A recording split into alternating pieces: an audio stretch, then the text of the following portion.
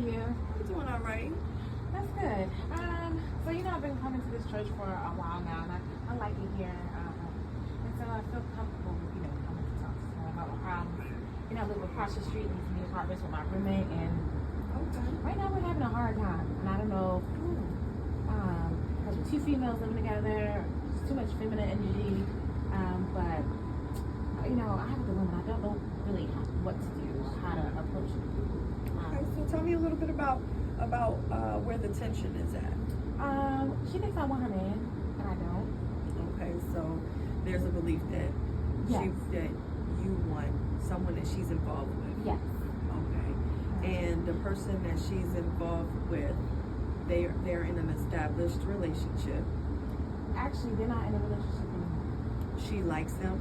No, they broke up. They did, go together for a while, but they broke up. So she really doesn't deal with him.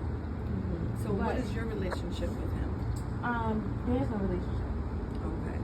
So we work for the same company, and we mentor the youth.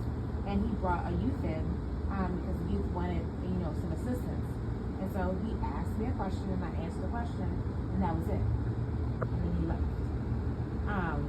But there was jealousy there, or So she feels like that he always comes into the office and asks me questions when she's not there, and then as soon as she gets there, he leaves. So she feels like there's some suspicion there.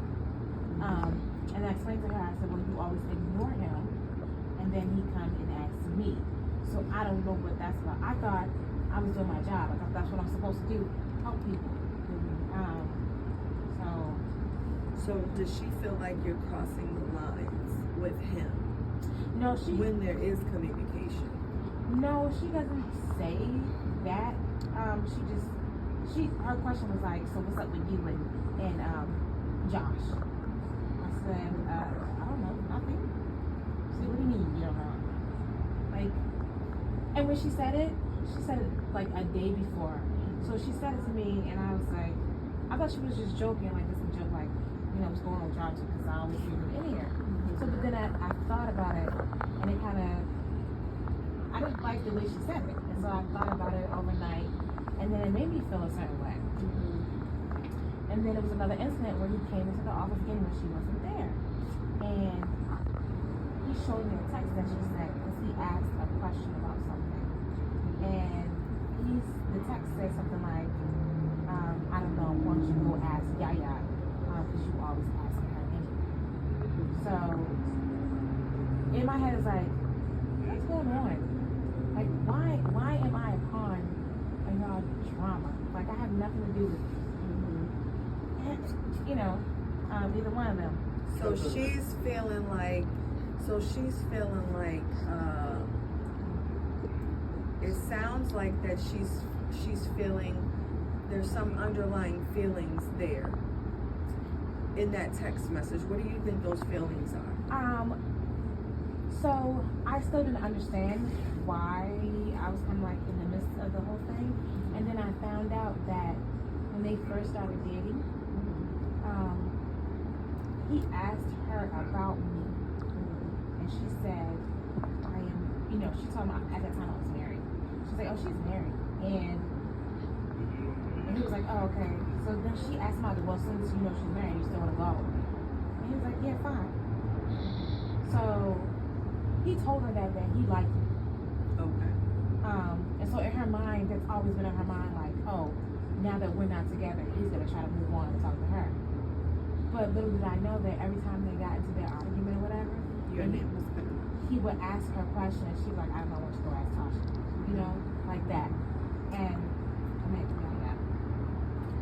So what are some consequences that you were feeling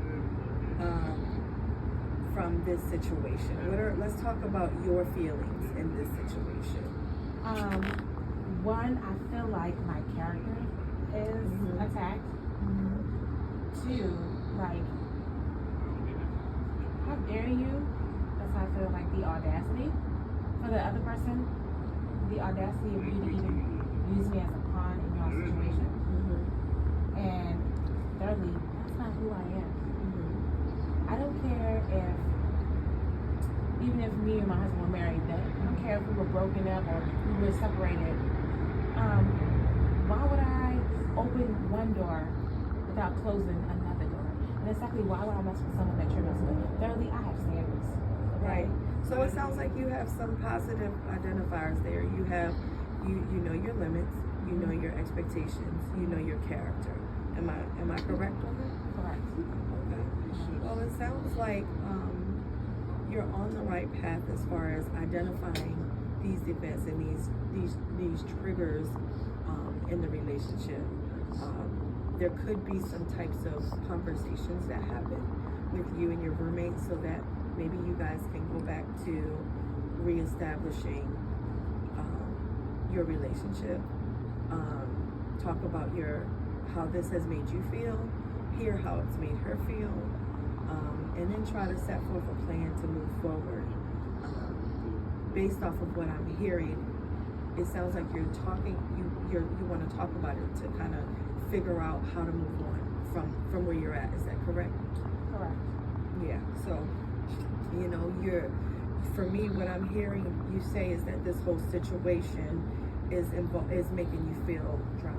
Is that what I'm getting? Yes. Yes. So the drama is what's leading you into feeling those negative feelings, but you know that's not who you are. Mm-hmm. Yeah. So sometimes people make assumptions about who we are and about what our intentions are, and sometimes all it takes is the reassurance in the conversation.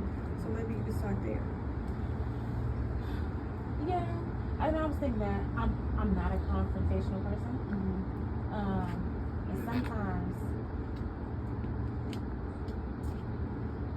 you might get another version of me, the not so calm version of me, and I don't want to be that person. So I think I need to take a step back and calm down first before I have this conversation with her.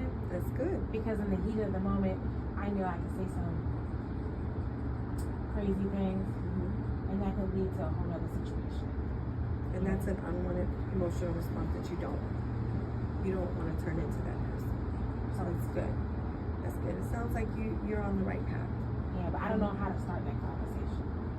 You can always pray about it, and you can always, definitely have that conversation with God first, and, pray and ask God to give you the words and to prepare that person's heart.